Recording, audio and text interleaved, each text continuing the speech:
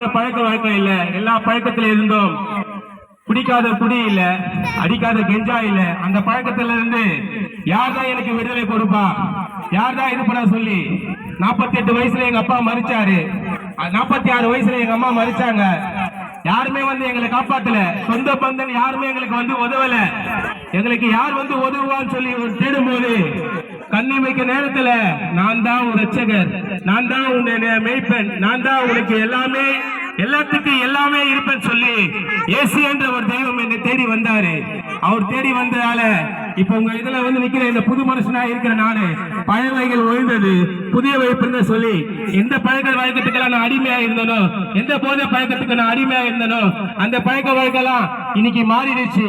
எப்போ பாக்கெட்ல எப்பவுமே பீடி சிகரெட் தான் இருக்கும், எப்பவுமே கெஞ்சா தான் இருக்கும், எப்பவுமே பாட்டில் தான் இருக்கு என் பாக்கெட்ல. அதெல்லாம் மாத்தி இன்னைக்கு இயேசு சாமி என்ன ஒரு நல்ல புது மனுஷனா மாத்தி இருக்கிறாரு. அநேக பழக்கவர்கள் எந்த தெய்வம் யாரெல்லாம் நாங்க தேடி போனோமோ எல்லா தெய்வமும் எங்களை கைவிட்டுச்சு. இயேசு என்ற ஒரு நாமம் தான் எங்களை கைவிடல. கைவிடாம அவர் எங்களை தேடி வந்தாரு.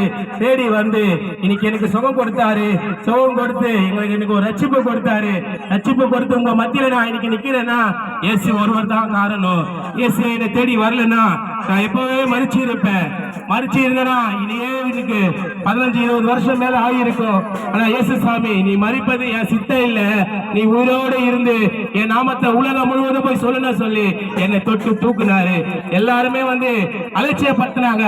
எல்லாரும் ஏதோ ஒண்ணு சொல்றாங்களே, ஏதோ பண்றாங்களே அப்படின்னு தான் நினைச்சாங்க. அதே போல நானும் ஒரு நாள் நினைச்சு இந்த டிராக்ஸ் எல்லாம் வாங்கி நான் கீழே போட்டதெல்லாம் உண்டு. ஆனா இன்னைக்கு இந்த டிராக்ஸோட மகிமை தெரிஞ்சுதான் இன்னைக்கு பாருங்க உங்க மத்தியில தான் நான் பேசும்படியா தெய்வம் என்ன தேடி வந்தாரு. தேடி வந்த தெய்வத்துக்கு தான் நாங்க இங்க பாடி வந்திருக்கிறோம். எங்களை எப்படி தொட்டு சுகமாக்குனாரோ அதே போல வியாதியோட இருக்கிற உங்களை தொட்டு சுகமாக்குவாரு.